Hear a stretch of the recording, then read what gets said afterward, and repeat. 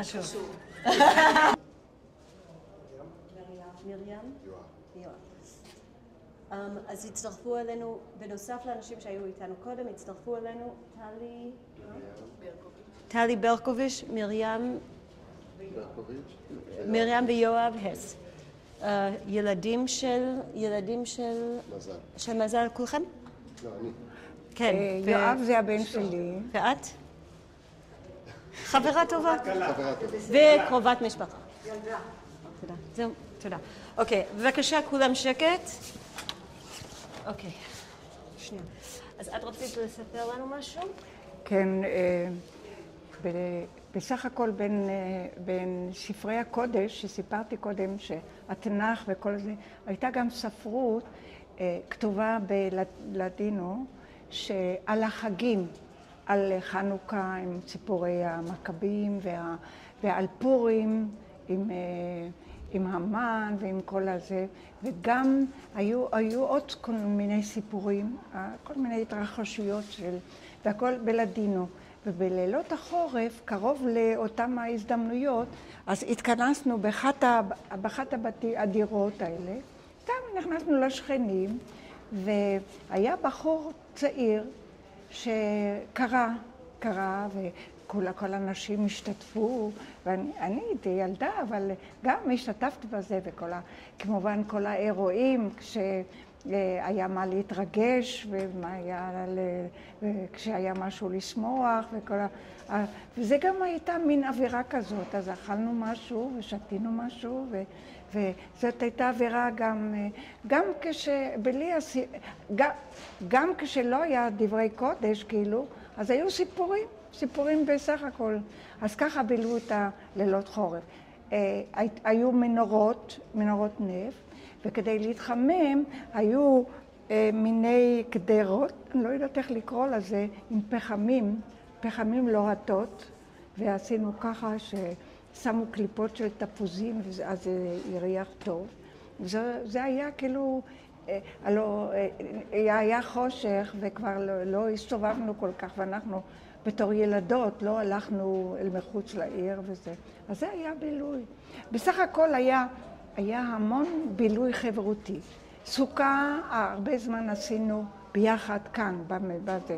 וכאן באמצע גדל עץ נורא גבוה, גדול, ועם זה לקחו סכך לסוכה וכל זה. וזהו, הייתה, כמובן גם מדי פעם רבו, אבל בעיקר היו יחסים מאוד מאוד טובים, ומאוד דאגו אחד לשני. עכשיו, איך זה, אם לא הייתה פה דלת, איך היה פה החצר שלכם? כאילו, אם הדלת היה לצד שני, מה היה? כאן הייתה דלת, אז נכנסנו לכאן. מה זה? אבל עיקר הסיפורים היו שמה דווקא. היו שמה. עיקר הסיפורים היו שמה. בכניסה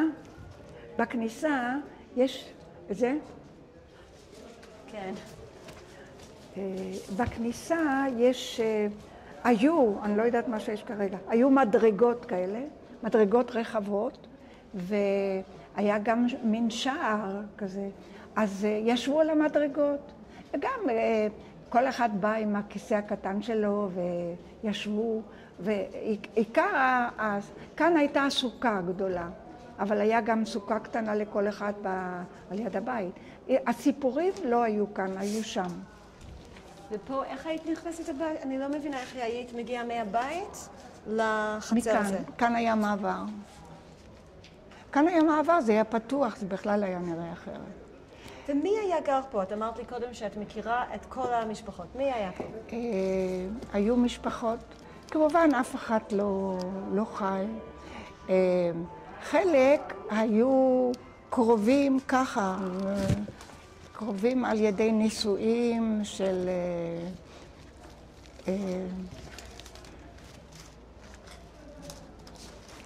הייתה, כאן גרה אלמנה שהיה לה בן אחד,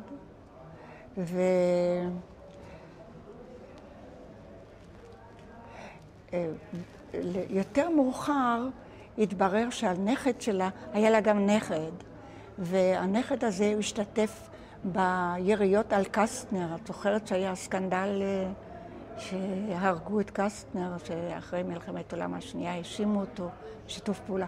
בכל אופן, אני זוכרת, אני רואה את הפנים שלה, אני אישה נחמדה, וככה שחיה שמה, גרה גם אלמנה, עם אמא שלה ועם בן. היו לה 2 בנים, ואחד נפטר ממחלה, אז היה לה.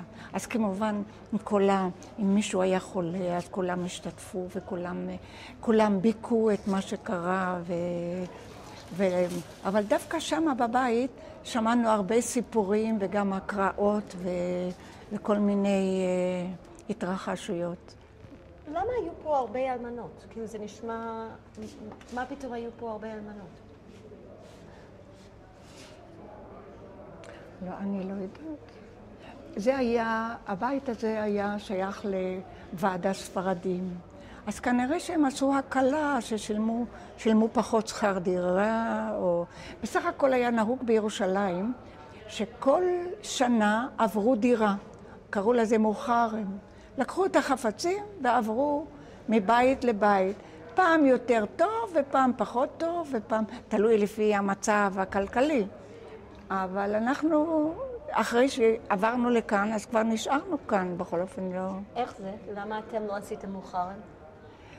מפני שלא יודעת, אולי לא היה לנו לאן ללכת. לא היה לנו כל כך הרבה כסף. כן, איך המשפחה התנהלה? אבא שלי הרוויח קצת מעבודות מזדמנות, והבנות, האחיות הגדולות שלי, אחרי שהם למדו עד כיתה ח', זה היה הלימוד. ואחר כך הלכו לעבוד, כל מיני עבודות. היו כאלה שלמדו תפירה, או שהיו זבניות בחנויות. והאחיות שלי, הם למדו תפירה, אבל לא תפירת נשים, אלא תפירה של גברים.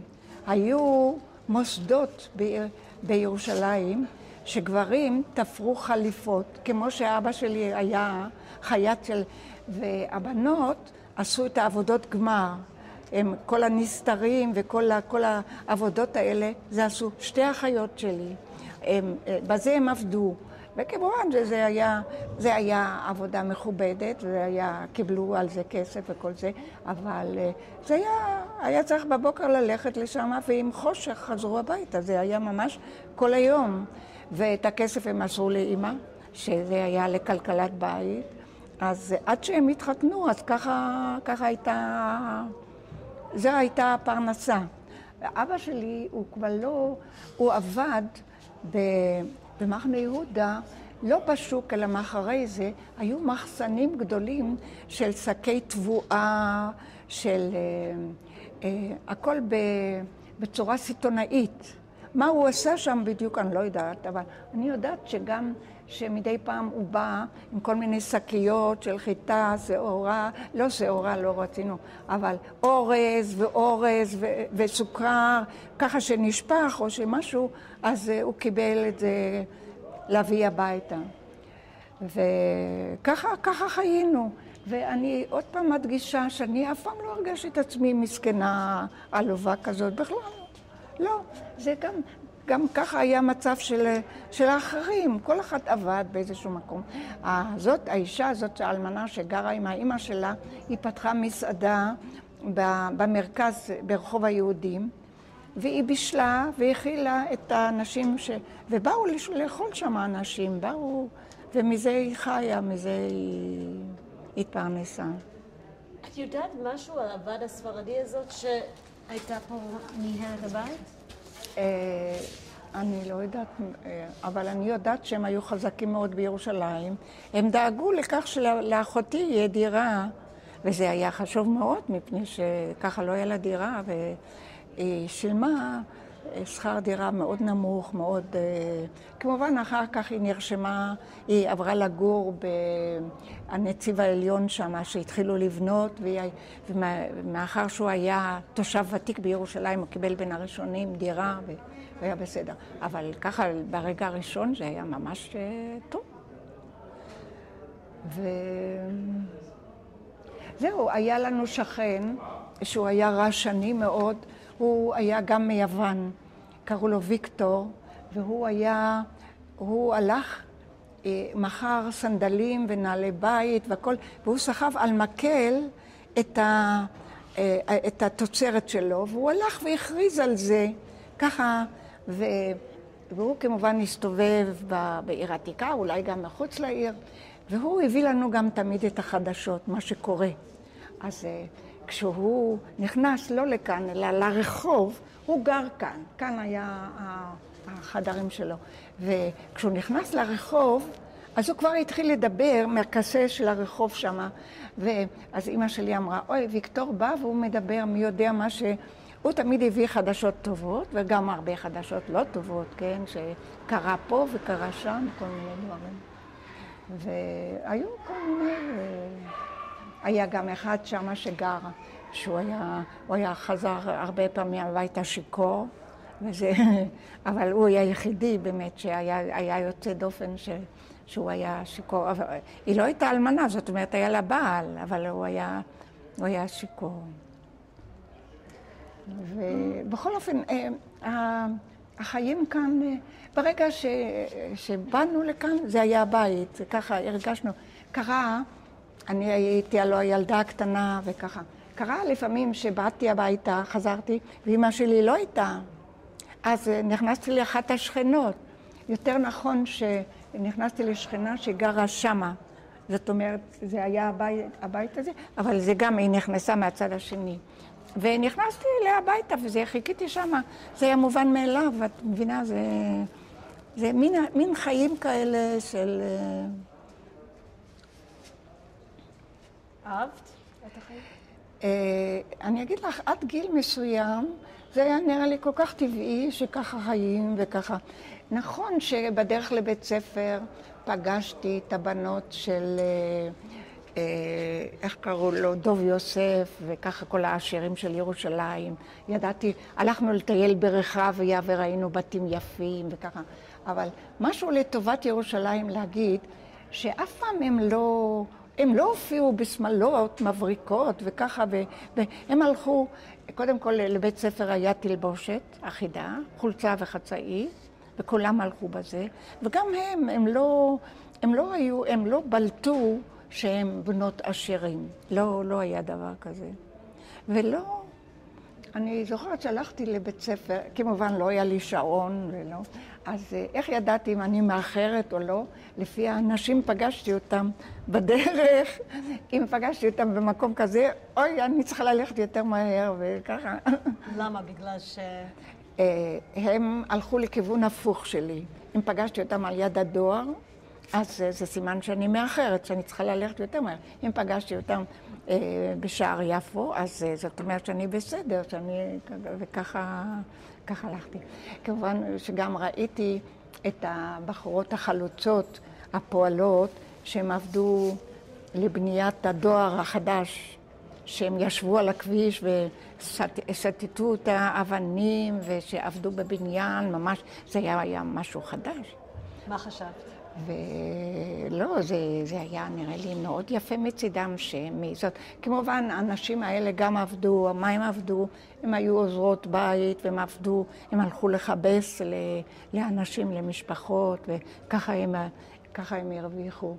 או שהם עבדו בחנויות מכולת, ואלה היו העבודות הזמינות. אמא שלך עבדה? לא. לא מה? אמא שלי לא עבדה, והיא הרבה פעמים אמרה, מה יגידו האחים שלי? מה יגידו? גם לי, כשהתחצפתי או מה, אז היא אמרה, מה יגיד האח שלי הגדול? לא מה יגיד האבא, אלא מה יגיד האח הגדול. זה היה מין כבוד כזה. לא שהם עזרו לה בכסף, נכון שמדי פעם הלכתי להם לחופש, לשבוע, להיות שמה, ולהם, אמא שלי הייתה גם יותר צעירה מהם, אז להם כבר היו נכדים בגילי. אז ככה שהשתתפתי, הלכתי עם הנכדים, והם נתנו לי כמה, לא, גרושים זה היה הרבה כסף, זה היה מילים. בסך הכל, אני, בכל הסיפור הזה, אני הרגשתי טוב. אני לא היה... לאח של אמא שלי, אחד, היו לו רק 3 ילדים, 2 בנות ובן. לאח השני היו 9 ילדים, 6 בחורים ו3 בנות. בן אחד הוא היה בגילי, בת אחת יותר קטנה, והם היו פליטים של חברון. הבת הקטנה בקושי ניצלה, שהוציאו אותם. הם ניצלו בגלל שהם היו עשירים והיה להם בית משלהם, וכשהתחילו הפרעות, אז הם סתמו את המעבר. היה בית שלהם, שרק שלהם, לא עם שכנים וככה. והם סתמו את המעבר, וכשהבריטים באו להוציא אותם, הוציאו אותם דרך הגג. וזה שהיה לו הרבה ילדים, אז הבת הקטנה התגלגלה בין כל החבילות האלה ונפלה. וכשהם היו כבר בתוך המכונית של הבריטים, אז האמא הרגישה שהילדה הקטנה לא נמצאת. היא כמעט צעקות, והבריטים אמרו צריך לנסוע ולנשאיר את זה. היא לא הסכימה, היא קפצה מהאוטו וזה, והילדה הזאת חיה, אני חושבת שהיא חיה עוד עד היום. ותמיד הציגו אותה, זאתי שהצילו אותה אבל הם ביחד עם זה, הם היו עמידים אחר כך גם. איפה? איפה הם גרו? הם גרו, אחד גר במחנה יהודה, לא ממש בשוק, אבל מאחורי זה, זה היה נחשב מקום טוב. והשני גר ברוממה, בבית די גדול עם 3-4 חדרים, וככה הם היו במצב טוב. בסך הכל, היה לאמא שלי גם בנות דודות, וככה, גם הם היו, אנחנו היינו נחשבים כאלה, אבל היא הייתה ביחסים טובים עם כולם, ואנחנו הלכנו, מי זה אנחנו? רק אני ואמא שלי, מפני שהיא הלכה לבקר את הבנות דודות ואת הזה, וכל זה, ואני הייתי הקטנה שהלכתי. וכמובן שמעתי כל מיני סיפורים שהם דיברו על כל מיני דברים שזה לא היה כל כך לאוזניים שלי, אבל אני תמיד עשיתי כאילו שאני לא שומעת ולא... מה למשל? הם תמיד התייעצו על ענייני הריונות ולא הריון וככה, וכל פעם הסתכלו עליי מה אני רואה, ואני עשיתי כאילו, הקשבתי טוב מאוד, אבל עשיתי כאילו שאני עסוקה במשהו אחר. אבל בכל אופן הם כולם קיבלו אותנו מאוד מאוד יפה. מה שעוד היה לי משונה, שאנחנו באנו אליהם בלי ש... את יכולה לשבת שם, אבל רק יש ספל. לא, אני לא יושבת בכלל. את יכולה לשבת. אני לא צריכה. תשמעי, היה לנו, אנחנו הלכנו אליהם לביקור, מה זה, לא ליום אחד, הלכנו לשבוע. ואף פעם לא הודענו מראש שאנחנו באים, והם תמיד קיבלו אותנו נורא יפה. אני אחר כך, כשהייתי בשדה אליהו, חשבתי, איך זה יכול להיות? ההורים שלי, אבא שלי התפלל לפי סידור ככה, אבל הם לא דיברו עברית. אמא שלי דיברה עברית משובשת מאוד, והיא דיברה ערבית שוטפת וספניולית, לא עברית. אבל לכתוב ולקרוא גם לא ערבית. ואנחנו נסענו גם לבת דודה בפתח תקווה וגם לאחיינית ביפו, בלי להודיע כלום, מפני שאני הייתי זאת שהייתי כותבת ואני לא כתבתי לאף אחד. והם כולם קיבלו אותנו בשמחה רבה, והיינו שם שבוע שלם, והם נורא הצטערו כשרצינו לנסוע, הם לא כל כך... זה היה תמיד, זה אחר כך, אני רק חשבתי על זה, שזה קצת אבסורד, אבל ככה זה היה. יש לי שאלה עלייך. כן. פה את גדלת ילדה עד גיל 17, עם בית ספר לבנים פה למעלה. לא, זה לא היה בית ספר שלי. מה היה פה? זה היה בית ספר לבנים. בדיוק. אז היה פה בית ספר לבנים למעלה.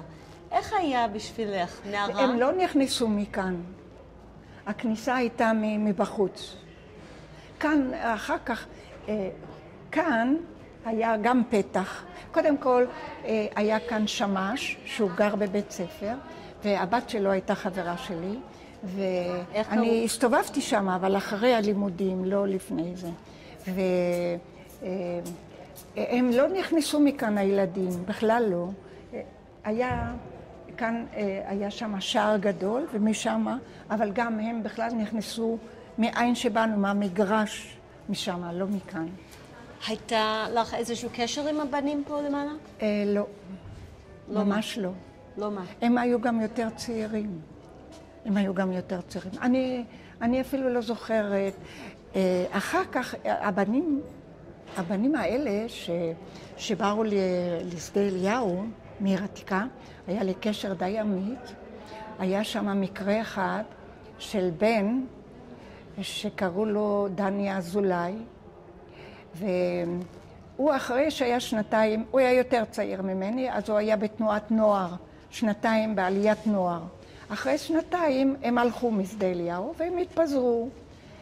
אחרי כמה זמן שמענו שהוא נפצע קשה, שהוא היה באצ"ל, והוא השתתף בפיצוץ הרכבת. זה היה משהו, כל העיתונים היו מלאים, והוא נפצע קשה, ולקחו אותו לבית חולים, והיה משפט גדול עם המון עיתונים והמון, והוא נידון למוות. אבל לא הוציאו אותו להורג, חיכו שהוא יבריא כדי להוציא אותו להורג. אבל בינתיים הבריטים עזבו את הארץ, והוא ניצל. הם איכשהו חטפו אותו לפני זה, ובכל אופן, אז זה היה משהו מרעיש גם בשדה אליהו, מפני שזה באחורצ'יק שהיה, הוא גם מופיע בתמונות של החוברת הזאת. יש לך קשר לחוברת הזאת שיצאה? איזה חוברת? לא הבאתי אותה. איזה חוברת? אולי היא יודעת משהו על החוברת. הוציאו איזה חוברת על עיר עתיקה, על הסטודנטים, על זה. והוא מופיע שם הרבה, מופיע בכמה תמונות. כשאתם שמעתם על מה שקרה לדני אזולאי, מה אתם חשבתם על מה שהוא עשה? כמובן, בשדה אליהו היו ביחד עם מפלגת המפא"י, שלטון, הקיבוץ הדתי היה ביחד בממשלה וככה. חוץ מזה... אבל מה חשבתם? הבת שלי, היותר מבוגרת, נשואה עם מישהו שאבא שלו היה חבר כנסת. אז בכלל היינו קרובים למלכות. לא, אבל בסך הכל אנחנו הצבענו תמיד במפא"י ואחדות עבודה וכל זה. לא, אף פעם לא... אבל לא היה לנו כל כך מוזר, מפני שבחורים כאלה נתפסו לכוח וככה אצ"ל, היו הרבה כאלה שנתפסו לאצ"ל. ומה חשבתם על זה? כל הזמן דאגנו לו שהוא יחיה, זה היה לנו נורא חשוב, נורא שמחנו שהוא ניצל. אבל אחר כך כבר לא היה לנו קשר איתו. וזהו, הבן שלי היותר מבוגר, הוא שאל אותי, איך זה לא שמרתי עליו, על הקשר? מפני שאני הכרתי את כל המשפחה, את האחיות, את הזה, ואיך לא שמרנו על קשר. היה לו בן דוד, שגם הוא היה בשדה אליהו, ואיכשהו הבחורים האלה התפתחו יפה. הבן דוד, אחרי זמן קצר שמענו שהוא היה קונסול ישראל ביפן, ככה כן, אז... אני חושבת שאולי עכשיו נעשה קצת ויז'ואל של האזור הזה, כאילו שאנחנו נראה אותך יושבת בחצר של הבית, ושזה אומר, כמו שעשינו בפנים, כאילו קצת... פשוט כאילו לשבת פה, אם את רוצה להסתכל קצת.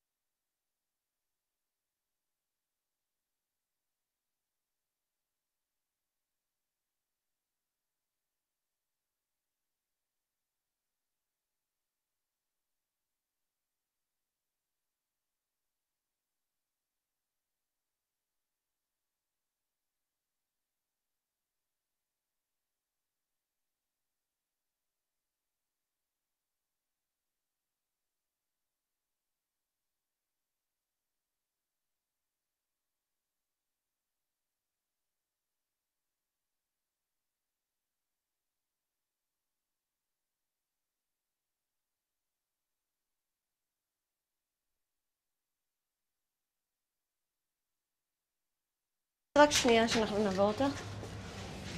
עוד שנייה בבקשה.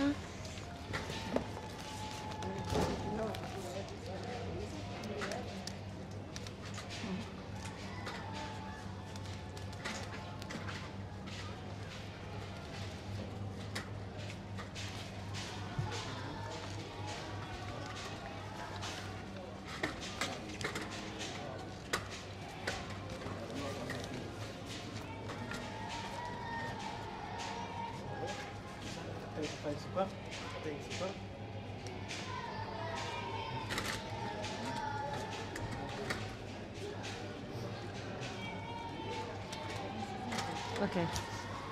יותר נכון כאן היה סגור, קיר, עם שער, עם פתח כזה, עם דלתות רעועות מאוד, אבל כל פעם שאמרו שיש פרעות וזה, אז סגרו את הדלתות האלה. והכניסה שלנו היה מכאן.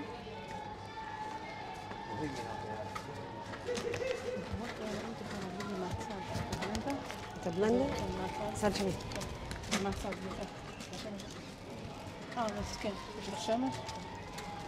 הכניסה הייתה מכאן, ואני חושבת שזה, אני לא יודעת אם זה והיה כאן מטבח, אבל לא מאבן וככה, אלא מעץ, מטבח קטן, והיה בצד שני עוד איזה כיור, והיה שמה בור מים.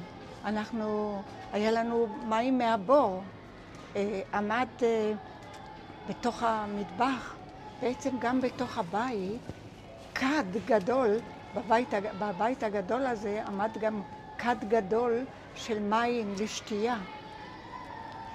אבל של מי היה המטבח הזה פה? שלנו. פה לא בפנים? איפה בפנים? כאילו פה לא בחצר מצד שני, איפה שהייתה כניסה? לא, כאן זה הייתה חצר שלנו. וגם שם היה סגור, זאת אומרת שזה היה מין חצר סגורה, אפילו הייתה יותר סגורה מאשר שמה. אז מה היה באמת בתוך המטבח שלכם? מטבח היה עשוי, כאילו לא שייך עשו את זה, לא יודעת, אולי גיסי עשה את זה או משהו כזה, מעץ עם רעפים, ולא שייך למבנה. אבל היה צריך מטבח, לא יכלו לבשל בתוך הבית. ומה היה בפנים? מה היה בתוך המטבח הזאת? אמא שלי בשלה, כמובן, לא היה מקרר ולא היה מים זורמים, לא היה, אבל היה לנו בור שיכולנו למלות, והיה צריך לבשל לאותו יום. אני זוכרת שעם שבת היה בעיה, אז החזיקו את האוכל על פתיליה כל השבת, והם רצו דגים קרים, לא מבושלים, אז שמו בחוץ את הדגים ושמו גיגית הפוכה על זה, ועל זה אבן שהחתולים או משהו לא יפילו את זה. הדג נקרש, זה היה כמו, היו גם מין ארונות קטנים כאלה של רשת שהחזיקו אוכל, אבל זה היה משהו קטן מאוד, אי אפשר היה להחזיק אוכל מיום אחד לשני. לרוב מה האוכל ששמרו זה היה דברים יבשים, ביצים. את יכולה להגיד עוד פעם מה היה שם במטבח? מה היה בדרך כלל? מה היה במטבח? כן, את התחלת להגיד משהו? מה היה שם במטבח? במטבח, מה היה במטבח? שולחן, לא היה כיור, לא היו מים זורמים, לא היה בקושי מקום לעמוד. הייתה פתיליה, שני מיני פתיליות. פתיליה אחת, גם פרימוס היה. גם כביסה עשו כאן. היה מין מתקן מעץ, שעל זה העמידו את הפיילוט, והדליקו פרימוס, ועל זה דות עם מים חמים. כל המרצפות, גם בתוך הבית, היו כאלה מרצפות אבן. והכביסה, אז הרתיחו את המים בזה, את הלבנים, הרתיחו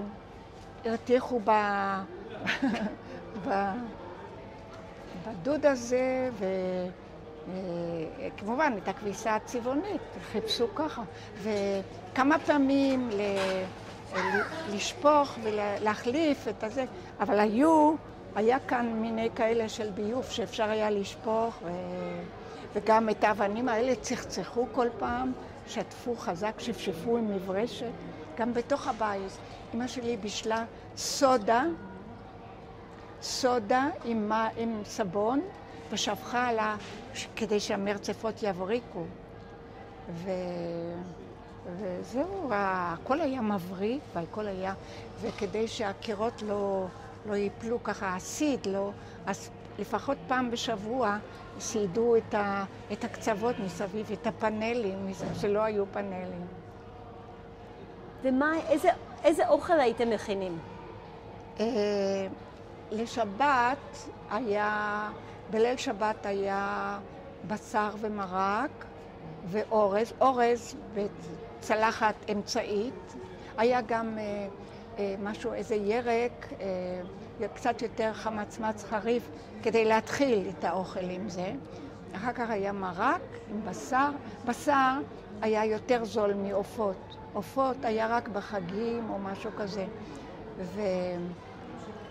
ולשבת בבוקר אז היה או חמין, שלא היה צריך להביא לתנור, תנור כללי, או בורקס עם ביצים קשות וסלט.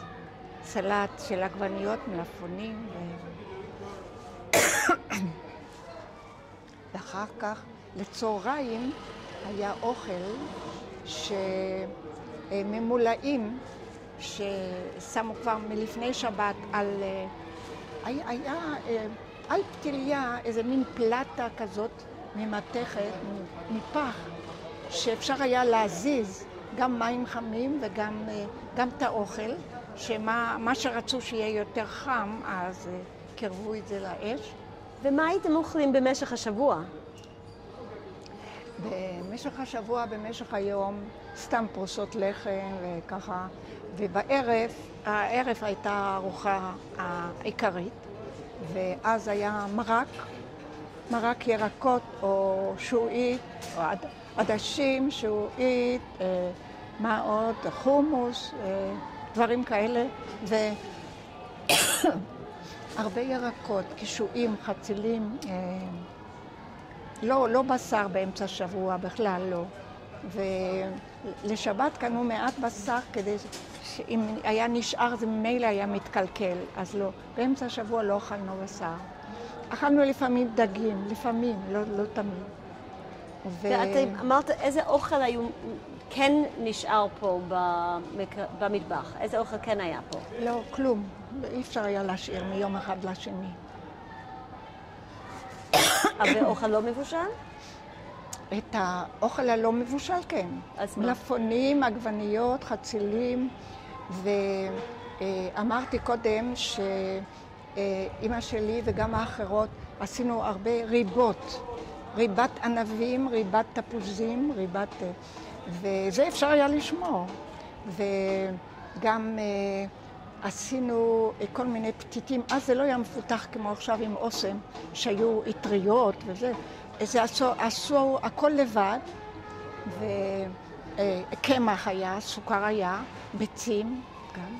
אז אמא שלי עשתה עשו בצק, וישבנו כאן בפתח של הבית, ועשינו ככה מיני פתיתים, פעם ארוכים ופעם כאלה ופעם, ואת זה אפשר היה לשמור. גם לא תיגנו, אלא העבירו אותם באש, שהם יחזיקו מעמד יותר. גם לכל אוכל היה תמיד או פתיתים או אורז או מנה יותר משביעה. כמובן לחם היה, כל יום קנו לחם. היה זמן שאמא שלי אהבתה לחם, אחר כך היא הפסיקה. קנינו לחם. לך היו עבודות בבית? מה זה? לך היו עבודות, תפקידים בבית? לא. לא, מפני ש... אני הייתי קטנה והלכתי ללמוד, ועד שחזרתי זה כבר היה גמור. לא הייתי. לכל היותר, לפעמים היה לי לייבש עם סמרטוט אחרי שאימא שלי עשתה את כל העבודה, את כל הזה, ורק לייבש קצת עם הסמרטוט. לא, בכלל לא. אני אחר לא כך... בכלל לא מה, אם אנחנו לא שומעים את השאלה שלי, את יכולה לענות בתשובה מלאה, מה לא עשית? לא עשיתי, לא עזרתי בבית, בכלל לא, מפני שבגלל המצב, לא היו לי אחים קטנים וככה, לא.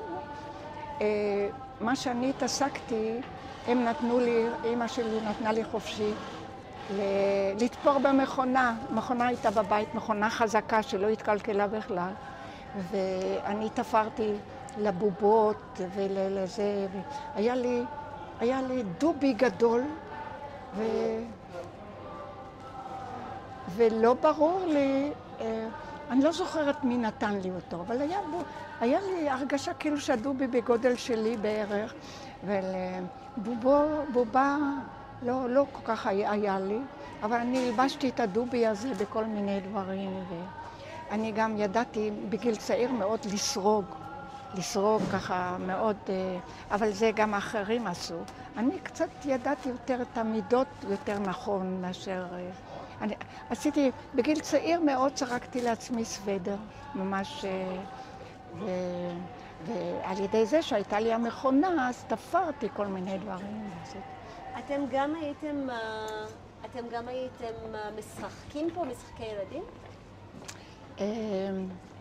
משחקי ילדים לא כל כך, אנחנו היינו בנות, הבנים שיחקו עם מקל ודודס וככה, הבנות לא כל כך, שיחקנו מחבואים, שיחקנו יותר ברביעיות ואספנו תמונות, היה זמן שהיה לאסוף תמונות וכל מיני דברים, גם שמנו בארון הזה שאמרתי שהיה ויטרינה, אז גם שמנו שם כל מיני תמונות וכל מיני דברים. לא, אם אז זה רק היה, תגידו לא, לא.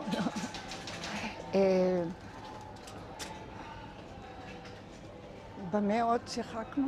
לא, סיפרנו, קראנו ספרים, קודם יותר פשוטים, אחר כך יותר...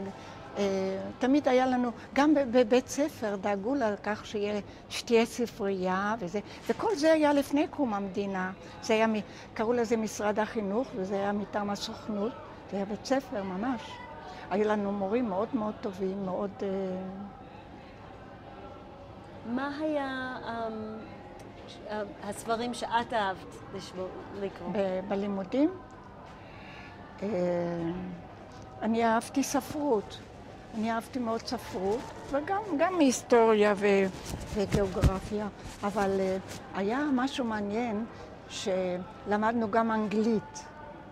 ופעם, סתם בתור ילדות ככה, בכיתה, למדנו איזה שיר באנגלית, והתחלנו לשיר ולצבוח אותו.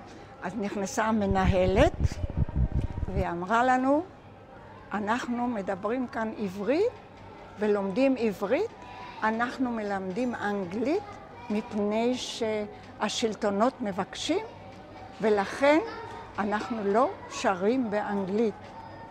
אז אנחנו הפסקנו מיד על המקום, וגם היחס שלנו ללימוד האנגלי, זה היה בערך ככה. איפה הייתה הכניסה של הבית שלך? כאן. כאן, ושם היה בור. בין העבודות שהיה מותר לי לעשות זה לשאוב מים מהבור. היה דלי. קרה כאן. אני עשיתי משהו? לא, בסדר עכשיו. לא, פתאום היה לי איזה חוט וחשבתי ש...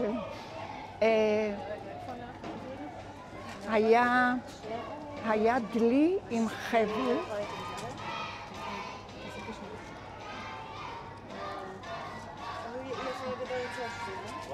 שנייה, תהיה פה, כי במקומי. תהיה פה במקומי. אוקיי. אני הולכת לשאול אותך משהו, אבישג הולכת לשאול עוד משהו, ותעלי לראשון. איפה היה הבית עצמו? כאן היה פתח. איפה היה? את רואה, זה גם היה, את רואה, זה שלם, זה חלון. ושם הייתה לנו עוד שכנה. מה זאת שם אומרת? הייתה עוד שכנה. הייתה עוד שכנה? מה? בסדר, האמת היא שלדעתי צריכים לעשות פה אינטרקט של הזה, רואים ממש את פה דלת. אם מתעלמות שם, החיים הכי קלים. את יכולה להראות לנו את הדלת. להוציא את העגלה? לא. אני גם חושבת אינטרקט של הדלת, זה טוב. אז איפה הייתה הדלת? כאן היה פתח. וכאן היה המטבח הזה שאמרתי. כאן היה עוד משהו, מין מחסן קטן נמוך, ששמו לשם את כל הדברים, חומרי ניקוי וככה. והיה שם, בשביל לשאוב את המים, היה דלי עם חבל. היה דלי עם חבל, והיה צריך לשאוב את המים. והיה דלי כדי לשפוך את זה לתוך ועמד כאן גם כד גדול, ממש גדול, בגודל, בקוטר כזה. כן, אבל זה לא היה נראה ככה, זה היה עם פייה יותר קטנה ומכוסה. זה היה יותר לדברים, לניקויים וככה, אבל זה היה אותם המים, אותם זה. וכאן תמיד ישבנו גם לעשות את כל העבודות, וגם קנו ענבים בוסר, ואנחנו הילדים פתחנו כל ענב, הוצאנו את החרצנים ועשו מזה ריבה. או את התפוזים, אז מהקליפות אנחנו קלפנו עשו ריבה מהריבה עצמה, ובזה גם כיבדו את האורחים שבאו, אז היה נהוג עם מגש כזה, עם 2 מכלים של ריבה ועם כוסות מים קרים. והמים מהבור הזה היו מים טובים, מים טעימים ממש. יש לך עוד משהו לספר על החצר? מה זה? יש לך עוד משהו שאת רוצה לספר? כן, אני שמעתי, אבל אני מנסה... שסבתא שלי גרה שמה. וכל מה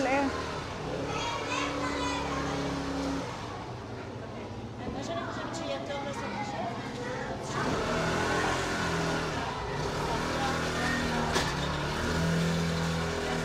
רוצה לקחת אותה. אנחנו שיחקנו כאן הרבה בתוך המגרש הזה כאן של בתי מעשה. כן? כן. אז את רוצה ללכת לשם? כן. זה פה, זה לא גדול. יש עוד מקום שאת רוצה ללכת? לא, אבל איך נגיע לבית הכנסת? אז זה פה, זה קרוב, זה לא רחוק. אז את יכולה... הכניסה הוא משם, אבל אם זה היה מישהו אחר, הייתי אומרת, תלכו לאן שאת רוצה, אבל בואו נהיה ממוקדים, והכניסה היא פה קרוב. כן, אני יודעת שאפשר גם מפה וגם מפה. המפה הוא לא פתוח. יכול להיות. אין לנו פתח מפה, כאילו אין לנו פתיחה מפה. יש עוד מקום שרצית לראות היום? לא זוכרת כרגע. הבית ספר שלך? זה קצת הליכה, אבל אם את רוצה, אנחנו יכולים אולי לסיים שם בסוף. נסיים שם. אוקיי. אז מה שאנחנו נעשה זה ככה, כי פשוט אני רציתי קצת לבנות מה אנחנו עושים, כי בעצם אנחנו תכננו לעשות רעיון בישיבה פה. אני לא רוצה ללכת ולחזור. מה שנעשה עכשיו, ברשותך, כשהיא תסיים, את תספרי לנו קצת על בתי מחסה, כי אנחנו פה, על הסבתא, איפה שסבתא גרה. סבתא שלי גרה כאן, ובעצם... אוקיי, שנייה, אל תספרי לי עכשיו. עוד שנייה, אני מאוד רוצה. לא, אני מסבירה לך מה. זהו, אנחנו מדברים ביחד, ואז אנחנו נשב עוד כמה דקות במרכז הספרדי, זה לא יהיה דקות, זה יהיה בסביבות חצי שעה 40 דקות. אנחנו נעשה את זה, כי את נותנת הרבה מהדברים שאני שואלת ברעיון הישיבה, את כבר סיפרת הרבה, אבל אני רוצה כמה דברים בצורה מאוד מסודרת, שם אבא, שם אמא, דברים כאלה.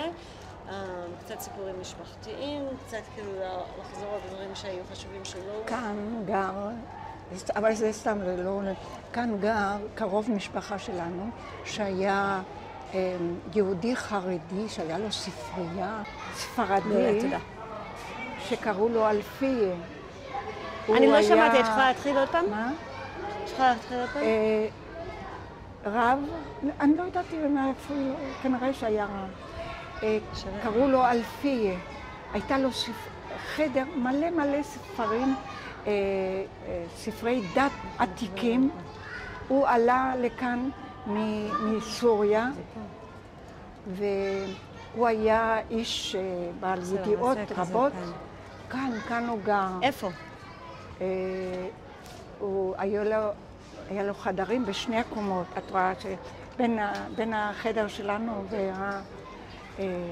וזה היה בית יפה, והוא היה לו ספרייה עתיקה, משהו מפורסם, והיו לו רק שתי בנות, לא היה לו בן, ואחת הבנות הייתה נשואה עם בן דוד של אמא שלי, אז זה הקרבה.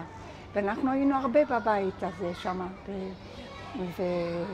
וככה, כשהתחתנתי, אז באתי גם לכאן עם הבעל שלי הטרי, ונכנסנו לרב. הוא ישב, כמו המקובלים הספרדים, ישב בחדר הקטן המלא ספרים, וככה, נשים ישבו לחוד בחדר, או למטה או למעלה, אבל לחוד, לא איתו ביחד. הוא לא... אבל אנחנו נכנסנו לשם, והוא בירך אותנו, הוא שם לנו יד על הראש, ובירך אותנו, וזה היה משהו מאוד מיוחד שהוא עשה. אחר כך, כשעיר העתיקה נפלה, אז כל הספרייה הזאת הלכה לאיבוד, ממש, ועל זה קראתי בעיתונות, וככה שהם ממש כל כך הצטערו, שהם סתם שרפו את הכל, לא שהשתמשו בזה. אז זהו, זה בקשר לאלפיה, קראו לו אלפיה. ואיפה הייתה גרה סבתא שלך? סבתא שלי גרה שמה ממול, בשני החלונות האלה, ואני כל ערב הלכתי עם ארוחת ערב להביא לה, וללכת מכאן לשם, למטה במנהרה הזאת, היה חשוך והיו חתולים והיה קצת מפחיד ללכת ושם. אבל איפה היא הייתה גרה? תראי לנו עוד פעם? בחלונות האלה. הייתה לה דירה קטנה, אבל נכנסו מאמצע המנהרה. שם היו מדרגות ואפשר היה להיכנס. אני אחרי המלחמה הלכתי לראות שם את זה, אבל התברר שעשו מזה דירה אחת, זאת הייתה חצר עם דירה, עם כמה אנשים, קצת יותר קטנה, אבל הם עשו מזה דירה אחת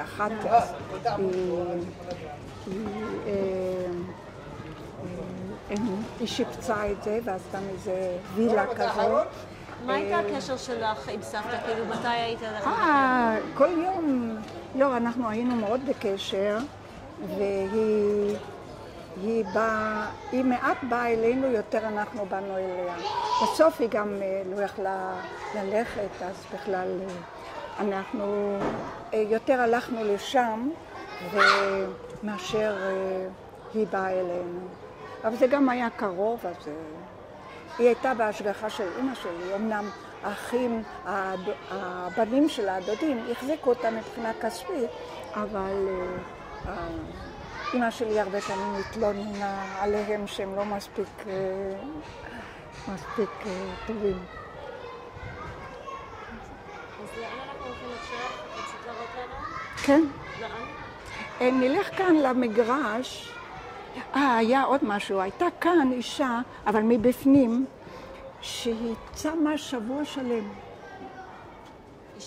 אישה, לא אשכנזייה, אבל גם מרוקאית או משהו כזה, שהיא צמה שבוע שלם, ובסוף השבוע היא בקושי יכלה, כמובן בימים האחרונים היא שכלה, ובקושי יכלה ללכת, והאכילו אותה בכפיות, וזה היה מין דבר כזה, כולנו באנו לבקר אותה, לראות מה איתה, וזה היה מין מאורע.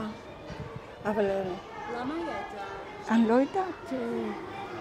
כנראה שזה היה מצווה גדולה, אבל אמרו שאם היא הייתה מתה מזה, אז זה לא היה טוב, אבל היא לא מתה, היא נשארה בחיים.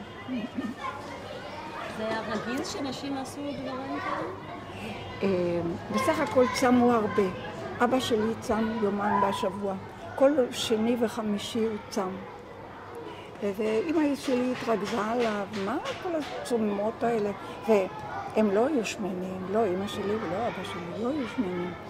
אבל היה תענית כזה ותענית כזה, וזה בכל אופן יומיים בשבוע תמיד. כמובן כל הצומות הידועים. למה יומיים בשבוע? לא יודעת, אמרו שספרו כך וכך ימים של צום, אז זה מצווה גדולה, ואמרתי שהם היו דתיים. אנחנו הבנות היינו קצת פחות, לא היינו כל כך, זה לא כל כך מצא חן בעינינו. הייתה מעדיפה שנלך עם מטפחת ראש. בתור ילדה? לא, לא, אחרי הנישואים. היא הלכה עם מטפחת ראש, אמא שלי הלכה תמיד עם מטפחת ראש, ואבא שלי הלך עם כובע כל פעם זה השתנה קצת. בעיקר היה לו כובע כמו לארמנים, משהו בת שחור כזה, זה היה מין כובע לא גבוה כל כך, לא... תמיד הלך עם זה. לא היה נהוג אז ללכת עם כיפה בכלל. ומה חוץ מהכובעים וכיסוי ראש, איך הם היו מתלבשים? אמא שלי הלכה עם שמלות רגילות, אבל כאן הנשים האחרות הלכו עם חצאיות כאלה שמקובצות והלכו לפעמים עם כמה חצאיות, אחת על השנייה. כן, אני לא יודעת אם זה מתוך צניעות או מתוך... לבשו כמה חצאיות אחת על השנייה. הלכו עם מטפחות ראש צבעוניות, ומטפחת ראש, לא כובע, לא... זהו, זה היה. שמה היה שער שמיים, הייתה ישיבה שקראו לזה שער שמיים, ואת יודעת, בכל מקום כזה, אז שמה גם הייתה ילדה שהייתה בגילי, והייתי אותה בבית ספר, אז גם הייתה החברה שלי, אז הלכתי לשם, הכל היה ככה שכונתי. בוא נלך למגרש.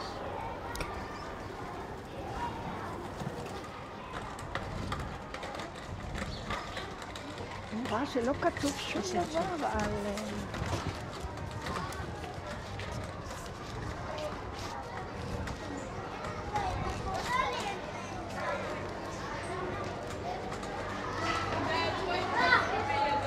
תזהרי, אני חושבת שצריכים להיות לידה עוד תכף.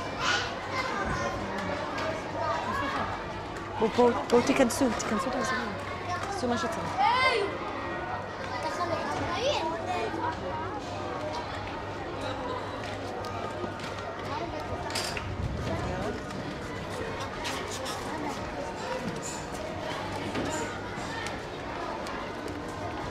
שמה גרה האישה הזאת שאמרתי לכם. כאן. ממש